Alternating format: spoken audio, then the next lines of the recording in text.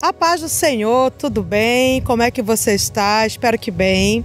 Estamos nos encontrando aqui para mais uma sequência de vídeos que trata desse assunto extraordinário que é a obra missionária. E claro que são assuntos tão interessantes que acabam não sendo interessantes só para quem é missionário, só para quem ama missões, só para quem está envolvido com o tema. São assuntos interessantes para o cristão que quer vencer aqui nesta terra. Queridos, nós fazemos essa programação dessas séries com oração, com cuidado, buscando a orientação do Espírito Santo acerca de qual assunto nós vamos tratar, daquilo que o céu deseja que seja compartilhado. E o céu colocou no nosso coração uma sequência de estudos muito interessante. O missionário e as emoções mortais. O missionário e as emoções tóxicas. Aquelas emoções que, se nós não tivermos cuidado, prejudica a missão, prejudica o nosso relacionamento com Deus, com aqueles que estão à nossa volta, ou seja, o relacionamento horizontal, vertical, fica comprometido quando essas emoções elas estão adoecidas. E o Senhor nos direcionou para uma emoção que, dentro da medida correta, ela nos ajuda. Se ela acaba se agigantando ou se nós perdemos o controle sobre ela, ela se torna um problema, um fardo muito difícil de ser carregado. 1 João 4,18 nos diz o seguinte: no amor não há medo, antes o perfeito amor lança fora o medo. Vamos começar falando sobre essa emoção. Todos nós temos. A palavra medo, ela vem do latim metus, que significa perturbação, angústia diante de um fato, de um risco ou de uma ameaça, uma angústia diante de um fato iminente, de algo que está prestes a acontecer. Seria um receio, uma apreensão, uma sensação desagradável, um sentimento de insegurança diante de algo real ou imaginário. Lembrando que geralmente as situações que nos trazem medo, muitas vezes nem estão relacionadas à realidade. Muitos dos nossos medos, eles estão relacionados somente a sentimentos, a sensações, a situações que nós imaginamos, que nós criamos em nossa mente, mas que, na verdade, nunca chegam a se concretizar. É esse medo paralisante, é esse medo que não é um medo de uma situação real e sim de algo hipotético, que acaba fazendo com que nós tenhamos que carregar um fardo difícil no desenvolvimento da tarefa que nós realizamos para o céu. O medo, na realidade, irmãos, é um mecanismo de defesa do nosso organismo. O medo nos ajuda a sobreviver. É por eu ter medo, por exemplo, de um cão bravo, que eu não vou enfrentá-lo. É por eu ter medo de ser atropelada, que eu olho para os dois lados antes de atravessar a rua. É por eu ter medo de ficar doente, que eu tenho uma rotina de exercícios, eu bebo água e eu cuido da minha saúde mental. É por eu ter medo que, por exemplo, eu não vou enfrentar um animal selvagem. O medo, ele é importante. Eu conheci uma missionária em campo, quando eu ainda estava em missões transculturais. E ela me confidenciou uma situação. Ela, quando jovem, estava numa família que não tinha segurança alimentar, então ela passava muita necessidade. Dormia com fome, muitas vezes. O fato dela dormir com fome e de faltar o alimento básico para ela quando criança, fez com que ela, quando se tornasse adulta, tivesse um medo muito grande de sentir fome, de passar fome. Então, o que era que ela fazia, irmãos? Ela tinha 3 empregos, ela era enfermeira, trabalhava em 3 hospitais diferentes, praticamente não dormia, não tinha tempo de se alimentar. O salário que ela ganhava, todo o dinheiro que ela ganhava, ela comprava comida. Esse transtorno foi ficando tão grave que, quando ela chegava do plantão e abria o freezer e tinha um espaçozinho a ser preenchido por uma linguiça, por exemplo. O freezer estava todo cheio, mas tinha um espaçozinho, uma vaga ali. Ela não conseguia dormir. Ela tinha que ir em um supermercado 24 horas, comprar uma linguiça, comprar um item qualquer para poder colocar naquele espaço, para que ela abrisse o freezer e ele estivesse completamente cheio de comida. Uma vez por mês, boa parte do que estava na geladeira, na despensa e no freezer tinha que ser jogado fora, porque ela praticamente não fazia as refeições em casa. Mas ela era escrava desse medo. Esse medo a aterrorizava. O Senhor fez essa obra na vida dela. Nós conversamos muito sobre isso. Eu disse, meu bem, você precisa se lembrar, você tem um Deus que sentado em seu trono domina sobre tudo. Minha teologia me faz crer assim. Você que está me assistindo ou me ouvindo nesse momento, lembre-se disso. Nosso destino não está nas mãos do acaso ou da coincidência. Eu até li um dia desses que a coincidência é Deus fazendo o seu trabalho de maneira artesanal. Que bonito isso, né? Deus cuida de nós. Eu tenho um Deus que cuida de mim, que está atento à minha vida, à minha necessidade. E eu tenho um Deus que me promete segurança.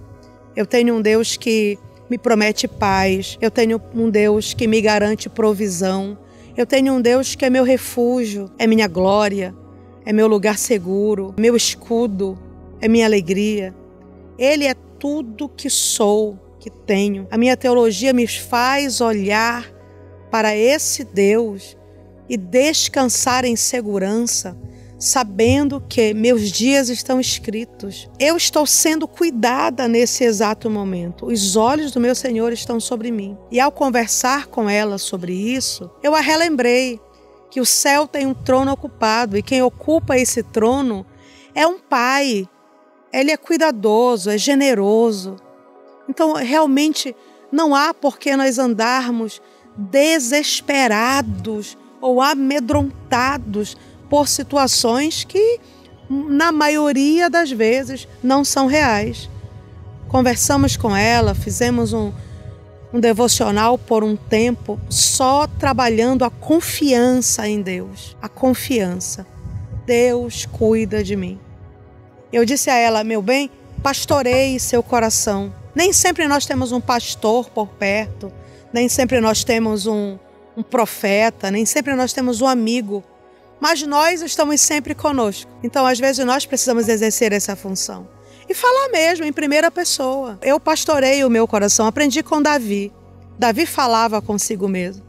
Ele dizia, porque te abates, ó minha alma, porque te perturbas dentro de mim, espera em Deus. Esse salmo é Davi pastoreando o seu coração. Missionário, pastoreie o seu coração. Você pode não ter um pastor aí com você. Inclusive, uma das maiores queixas dos missionários em campo é a falta de cuidado espiritual. E você sabia que você pode cuidar da sua vida espiritual? Fale com você. Ninguém melhor do que você conhece seus medos. Ninguém melhor do que você conhece as suas confusões, suas indecisões. Você pode ser a pessoa que Deus deseja usar para confortar o teu coração. Eu digo, Kellen, se acalme. Deus está cuidando desse negócio. Não adianta você ficar antecipando uma situação que nem aconteceu ainda. Não sofra por antecedência. Deus está atento a tudo. Deus está no controle da situação. Deus, ele não cochila, não se distrai, não dorme, não olha para o lado. Ele consegue distinguir cada uma das bilhões de vozes que ele ouve. E ele consegue cuidar e ser presente na nossa vida. Então, não se desespere, se acalme. Essa palavra que eu ministro ao meu coração é suficiente para que esse medo que eu estou sentindo seja reduzido ao lugar certo. Às vezes, um medo realmente que não tem nada de real. Eu conheci um outro obreiro que ele tinha um outro medo também. Um medo que para nós parece um pouco absurdo, mas todo medo tem uma razão de ser, né? Ele em algum momento da vida estava doente e ele estava só e ele sentiu sede e não havia quem lhe desse um copo de água. A doença que ele estava enfrentando o impedia de se locomover. Aquelas horas de sede que ele passou fez com que ele desenvolvesse um trauma. Então ele tinha medo de morrer de sede. Como era um obreiro solteiro, ele tinha medo de nunca casar, de ficar idoso, de morar só, de estar acamado, de ter sede e não ter ninguém que lhe desse um copo de água. Ele estava antecipando uma situação que provavelmente jamais aconteceria e que estava aí distante do seu calendário aí cronológico, biológico, mais 50 ou 60 anos à frente. Mas o fazia sofrer agora. Amados, como é fácil nós permitirmos que um medo como esse nos escravize. Como é fácil, se nós não cuidarmos de nossas emoções, de nós não mostrarmos as nossas emoções, que quem manda nas nossas emoções somos nós e não o contrário. Nós não somos obrigados a simplesmente nos entregar a uma emoção tóxica. Filipenses 4, 6 e 7 nos diz assim: não andem ansiosos por coisa alguma. Podemos parafrasear: não andem com medo de coisa alguma, mas em tudo, pela oração e súplica e com ações de graças, apresentem seus pedidos a Deus.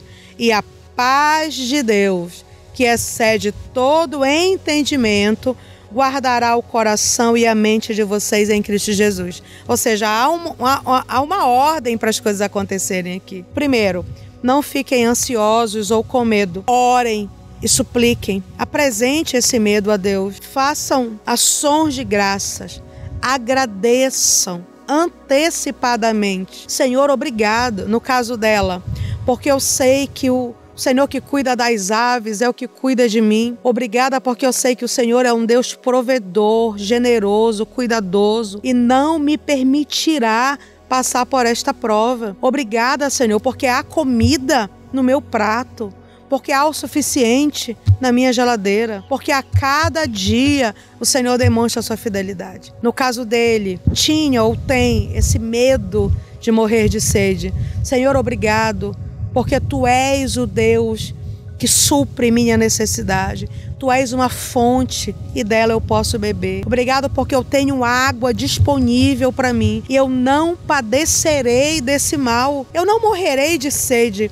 Você declarar essa confiança sobre a situação que lhe causa medo é uma maneira de você acalmar o seu coração e verbalizar essa fé. Obrigada porque meus filhos e minhas filhas crescerão, serão homens e mulheres de Deus, casarão, terão emprego, terão uma casa, terão estabilidade. Obrigada porque o Senhor cuidará de mim na minha velhice e eu não estarei só. Senhor, obrigada porque Tu me sustentas hoje como o Senhor me sustentou ontem e me sustentará amanhã. Ações de graça pelas bênçãos que você já recebeu e pelas bênçãos que você ainda receberá. E essa paz, diz o Senhor, que se você ora, suplica e agradece, essa paz que excede todo o entendimento, ou seja, uma paz que está totalmente acima das circunstâncias, essa paz guardará o nosso coração, guardará a nossa mente em Cristo Jesus. Não deixe que o medo do futuro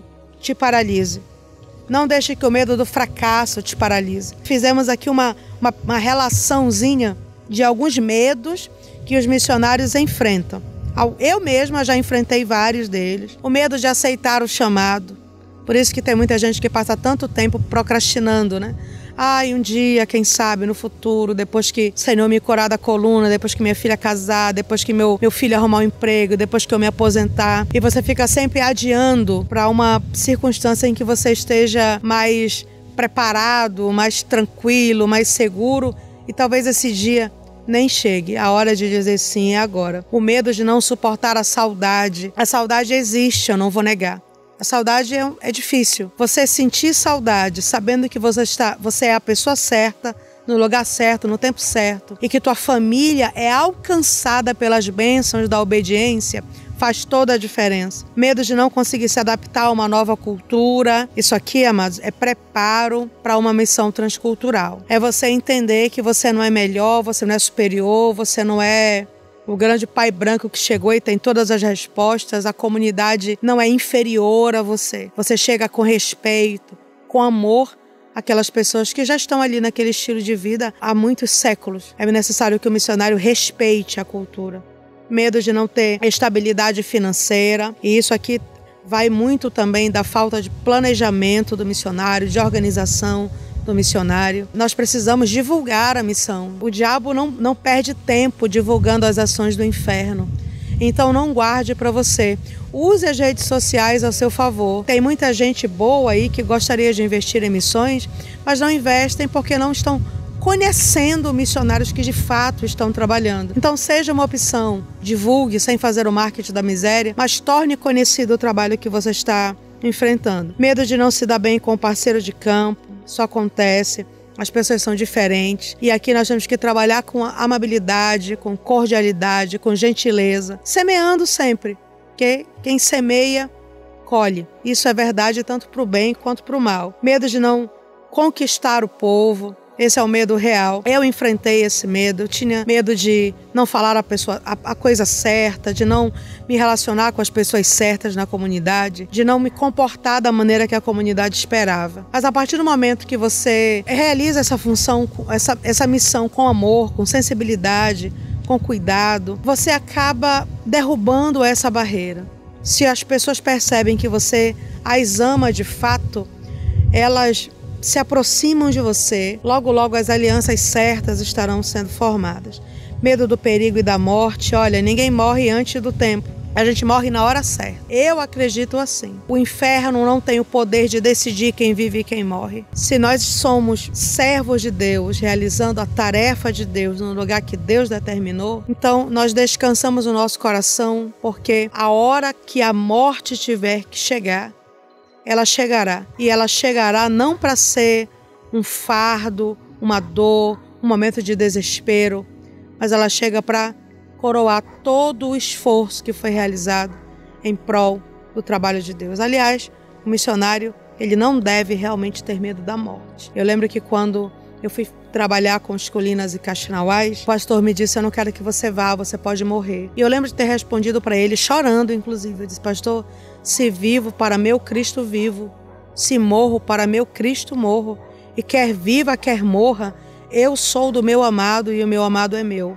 A morte não pode nos separar. Se o meu corpo cair ensanguentado ali, no mesmo instante eu estarei adentrando os portões celestiais para estar para sempre com ele. Isso não é derrota, isso é vitória. Isso não é perder, isso é ganhar. A morte vai chegar para todo mundo, mas que a morte me encontre defendendo os interesses do céu. Medo da perseguição. Você vai ser perseguido onde você estiver, não é só na missão, não. A perseguição é uma das armas do diabo. Só quem não é perseguido é quem não tem nenhuma influência em área alguma da vida. Mas se você produz alguma coisa, certamente você será alvo dessas ações do inferno. O diabo não é criativo. A calúnia, o escárnio, a difamação e o desencorajamento são as armas que ele usa. A perseguição é uma das armas que ele usa. Nós não vamos perder o nosso tempo com isso. Nós somos daqueles que avançam, daqueles que pelejam, independente do que está em andamento no inferno. Nós temos um comandante, nós obedecemos ordens. E esse comandante, ele nos protege. Ele nos guarda, ele está presente conosco. Então, se ele está conosco, não há o que temer. E o medo do abandono. Amados, todo mundo pode nos abandonar. Eu já sofri abandonos também.